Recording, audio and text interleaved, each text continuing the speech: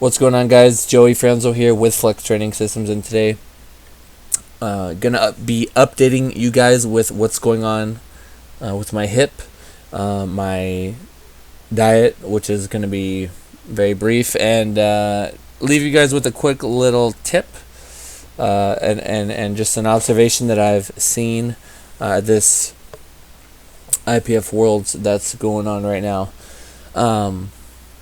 So let's get right into the video. Some of you guys may have seen that I got PRP done on my right hip. Gonna try to summarize what's going on because many people have asked, and some people have said, are you getting surgery? No, I'm not getting surgery. It's just a shot. They take my blood out, they spin it, and they shoot it into the area that's hurting. This is an effective treatment from what I have seen and what I have experienced, because I got this procedure done on my left knee, and it completely healed me, like completely healed me. And essentially, it's very effective if you think about it for non-vascular joints, shoulders, hips, knees, potentially ankles. I know that when they were originally studying PRP, they did it with the Achilles tendon. And basically, you're providing blood flow and growth factors to tissues that normally, once you fuck them up, that's it. Like, it's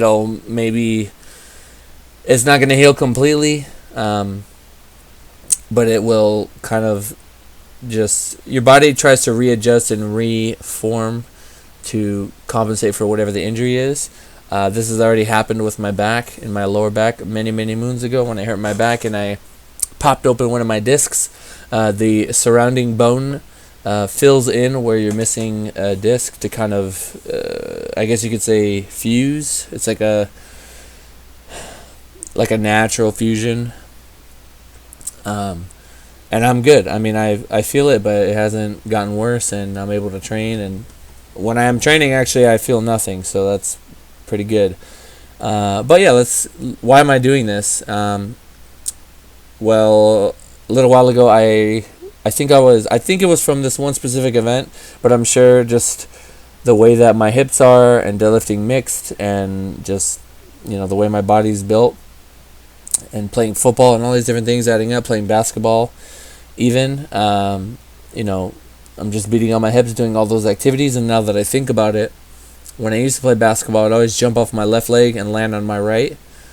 And, a lot of impact on one side can mess you up. But essentially, I was squatting. I was doing 585 for a double. In the second rep, I hit the hold kind of hard. And my entire leg, shifted. It wasn't like a knee cave or anything. Like, if you can imagine the knee being lined up with your femur and your ankle and everything, and then just the entire structure, so all of that just moving in and moving out real quick. And then ever since then, I had a little pain.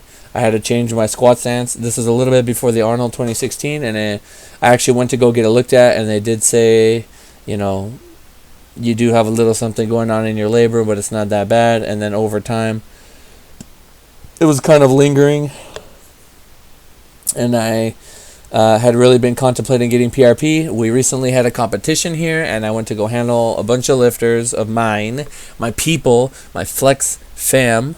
Everybody did great for the most part, except Oswaldo. I'm going to call you out, Oswaldo, because you're the homie, and you know that we're not supposed to YOLO.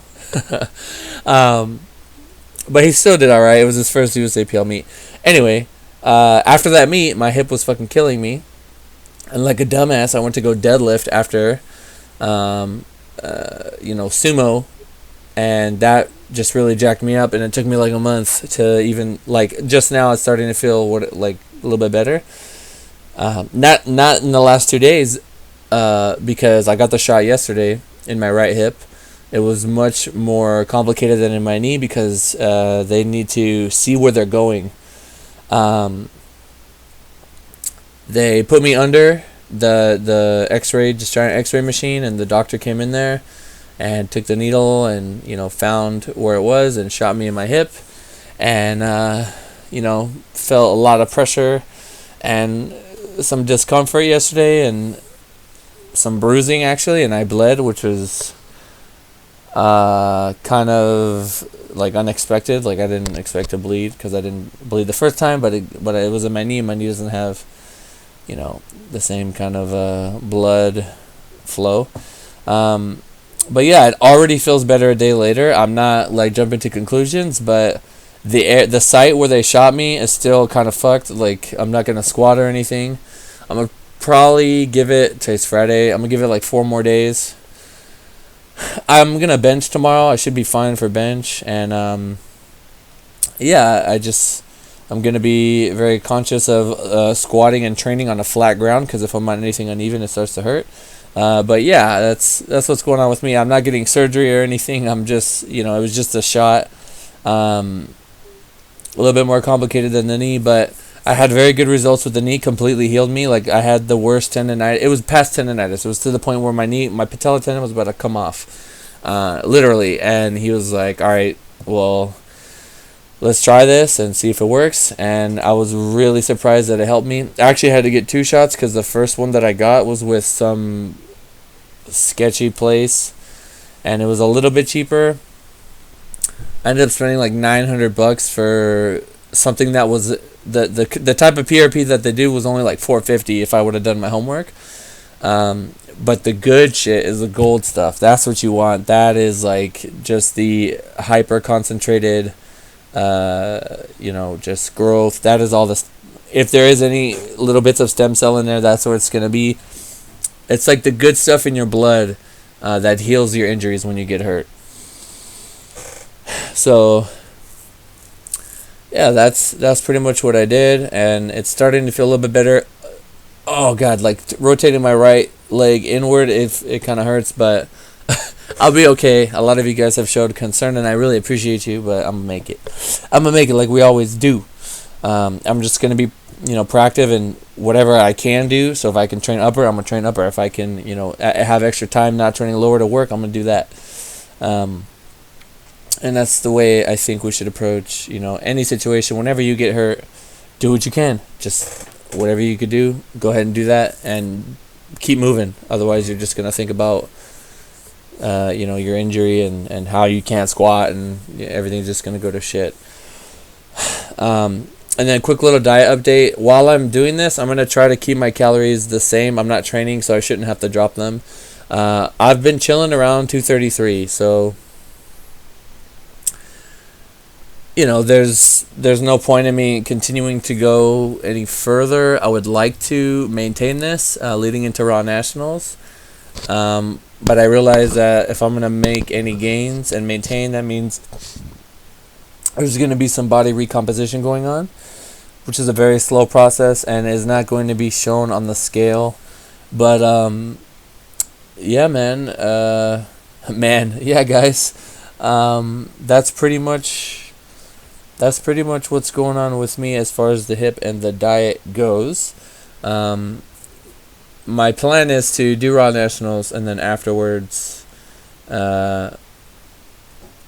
hopefully, we'll see. If the qualifying total for the Arnold is really high, I might say fuck it and just bulk up.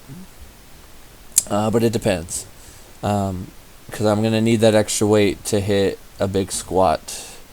This is a whole nother video, but I benefit a lot. Like I just become a better powerlifter in general the bigger I get, like exponentially. But I think that's gonna work vice versa at 93 kilos, but I'm probably not gonna see that till mid to late 2018, which I am leaning towards doing, but we'll see. Just depends how my health is. But yeah, so before we go, I wanted to talk about Worlds real quick, and how some of the lifters on social media will say things in general, I'm not going to call anyone out. I'm not trying to call anyone out. I'm just going to provide perspective that can potentially help someone, which is all I aim to do ever, unless I drop your name. If you are going into a situation and you're saying things like, oh man, I had to travel so much, well, I'm probably not going to do good, but at least I'll have fun. Let's just have fun, guys. Fun, fun, fun. It's like, you already lost. Like, you just lose right there. Like, if you're going to go against anyone who's going to give you a hard time or be competitive with you, and you're going to have that mindset, you just lose. You cannot make those kind of excuses. You have to literally believe. You have to believe and speak the end result into existence. So if you want to win, then you got to believe it. And even if you don't win, you got to believe that you can win, or you're just not going to win. I understand that, like, the other side to it could be, oh, well, I'm just being real. Like, travel's going to affect you. Yes, but travel's going to affect everyone, and it doesn't have to affect you as much as you think. Just because it's going to affect you doesn't mean it has to affect you, enough to where you lose. It could affect you so little that you don't even notice it if you can maximize, all your other little variables that you can control. You can't control the travel, you control everything else. So, don't use the travel as an excuse for why you're doing shitty before you even competed. Like, you can't do that. I understand things happen, but it's just, I always try to say, even with Sean's meet, I mean, you got, obviously the last video I posted did really well, and a lot of you guys saw it, which is exactly what I wanted, because I want people to know what's going on, especially because other, outlets or social media or news outlets, whatever, they didn't mention any context. But, like, Sean could have hit his third squat, which he didn't do. His butt supposedly came up on bench. I mean, I didn't see it, but I definitely saw up and down. Never seen him do that before, so that's in his control. And, he could have handled those variables. I definitely think it was within his power to do so. And then the third deadlift, BS call probably wouldn't have been a factor. But it is what it is, and we can only control so. I mean, we can only control so much, and that last call, I mean, what's he gonna do? All he could have done was just not been in that situation in the first place. This could actually be a whole nother video. Quick examples, like when you look at sports teams, and it's fourth quarter, and they lose by a little bit. Let's say they lose by like 1 point. And they blame it on like the last call at the end that decided the game. Well, the entire game decided the game. Like, they could have just pulled away in the beginning of the game and came in and ended it right there. Like, you can end the game. I tell people, like, you can. I told this to one lifter recently, who's competing with another lifter in a very close match. I said, you can end the meet on your third squat. Meaning, if you hit your third squat and you carry that lead and that momentum into the rest of the lifts, it's game over. You win. But if you miss that, now you got to fight, and then you have to deal with all the other little things that happen when someone who's coming for you gets close to you, and the mental mind games and all that other shit. So control what you can control. If you go into a situation saying you lost before you even lost, fucking why even do it? Just do your best. I'd rather you just not even say it. Like, don't speak it. Just talk about it after. But yeah, I hope that was helpful to some of you guys. I really appreciate all the support in the last video. Yep. I will keep you guys updated. I'll let you know what's going on with the hip. I'm gonna I would like to get somebody on here with me to do a type of podcasty thing, but I need to figure out how to record. I would prefer to record Skype audio and the video if I can, as opposed to Google Hangout, just because I don't like the way Google Hangout's formatted, and the way that it works is kind of complicated, and how it uploads to your YouTube and all this other stuff. But I want to try to do that. I got to figure that out. I also want to get up a training video just of me training, maybe at Zoo Culture, and then just do an audio and talk about my mindset, what I'm going through at the time, what I'm thinking about, what I'm trying to do, and then you guys can just go through that and take from it what you need and apply it to yourself. Try it, or if it works or not, whatever. I have found, if you guys go this is gonna be like some super key shit right here. Lane Norton was like the first one to document like an entire. He documented his training for, I don't even know how long. It was a lot, and he just posted his training at the end of the week, and he would go through and just talk about everything, and if you sift through that, you can find a lot of really useful things that can get you to think about how you can better help yourself or understand why certain people do certain things. So I think that can be really useful for you guys. I don't know why nobody's ever talked about that before, but I guess you could say that's the major key. Shout out to Lane for the major key. Anyway, have a good day, guys. I will talk to you early in the week, next week, and I'll catch you in the gram in the meantime. Alrighty, have a good one, and talk to you in the next one.